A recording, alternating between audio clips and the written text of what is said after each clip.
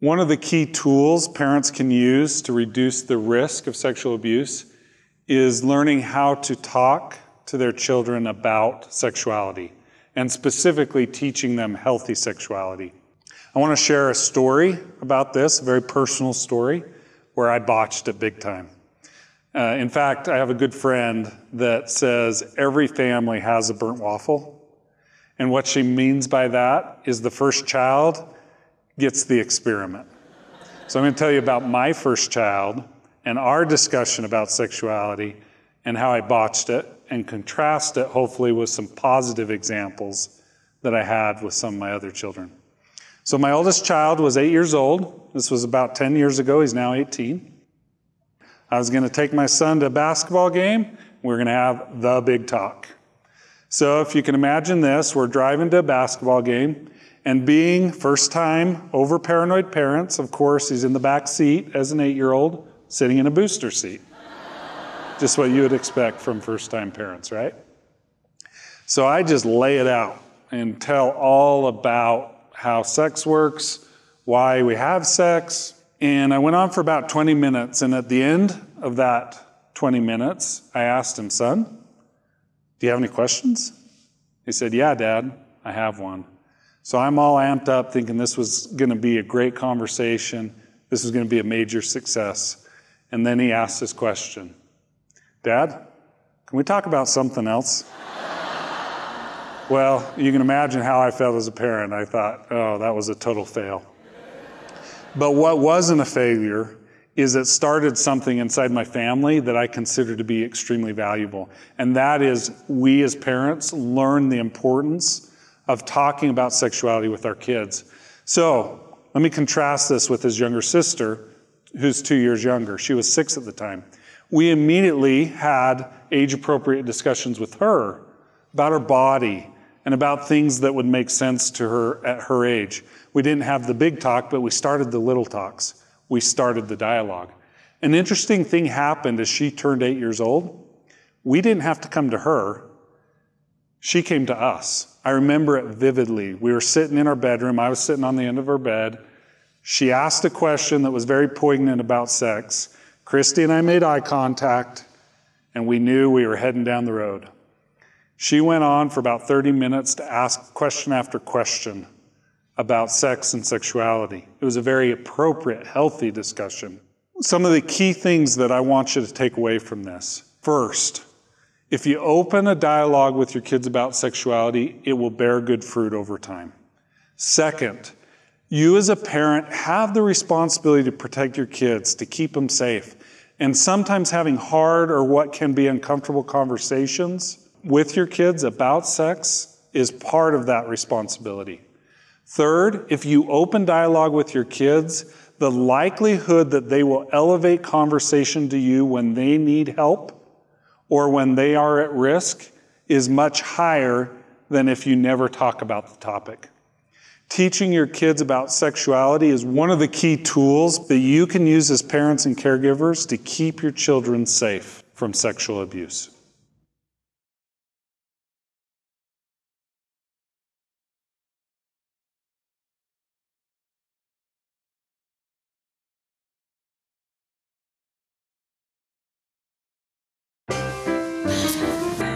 Hi. Okay. All right. I thought we were supposed to look at the camera. We didn't say the word sex growing up. You didn't talk about those things. So when I grew up, I never had the talk with my dad. I never had the talk. Yeah, when I was younger, these topics were uncomfortable, for sure. I was brought up in a very strict religious family, and you were... Not so much. Not so much. For me as a Samoan in our culture, it's very taboo to talk about sex, so it was never brought up. It's an overused term, but knowledge is power, and knowledge helps people understand what to do and what not to do, and I don't think as parents we should shy away from telling the truth.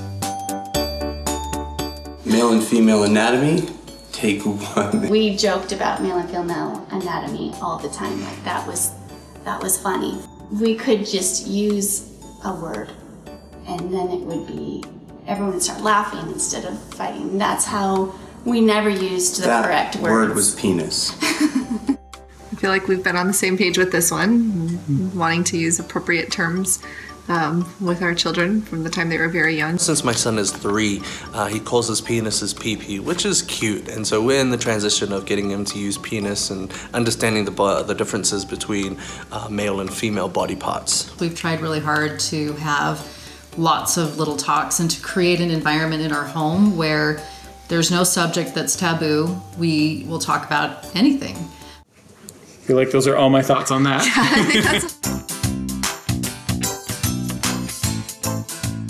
You know when you're not supposed to laugh?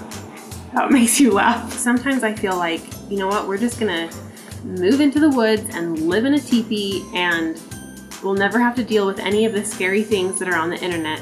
My daughter approached me the other day and said, "Mom, why can't I have Instagram?" And I said, "No, we'll think about it when you're 14. She said, "Well, can I at least look on your Instagram?" And I said, "Yeah, in fact, let's take a look at it together." Instead of just saying, oh, I'm just gonna take those things away from my kids, I'm trying to take an active approach and say, wouldn't it be better to teach my kids how to use those things for good?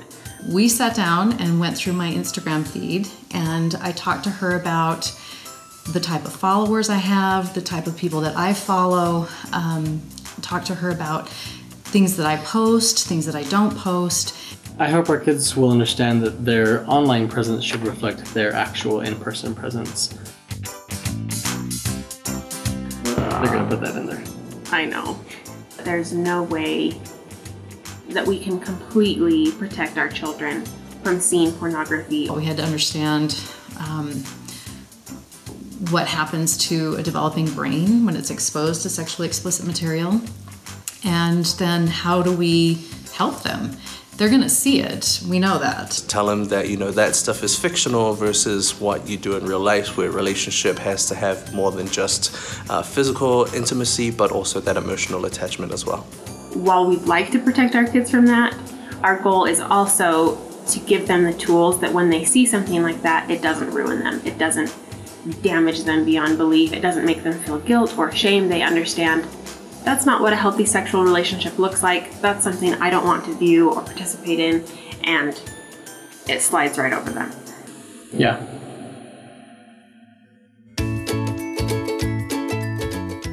Should we In this house. pause or just keep going? Let's just keep going. Teaching healthy sexuality, we've come to understand as parents, is really important in keeping our kids safe from sexual abuse. I want to be like my father has been with me and be open about these things and be a place where my children can ask questions.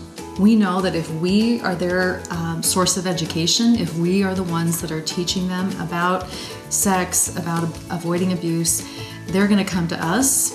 To decide what it is that you want to do as a parent, what matters to you, why it matters to you. Again, the research that we've looked at has shown that if you start teaching your children young about healthy sexuality, it will help deter sexual abuse.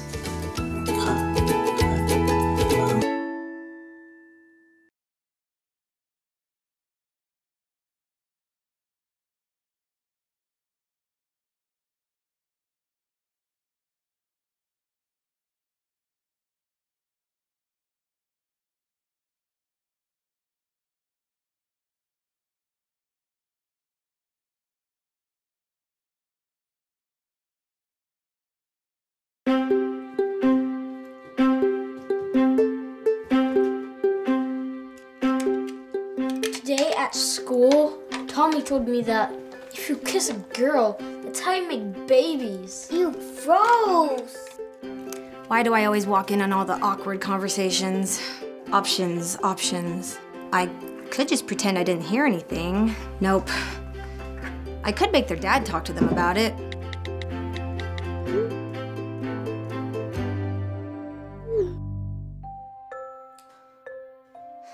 Not soon enough. Oh, maybe I can save all the awkwardness for that one big talk.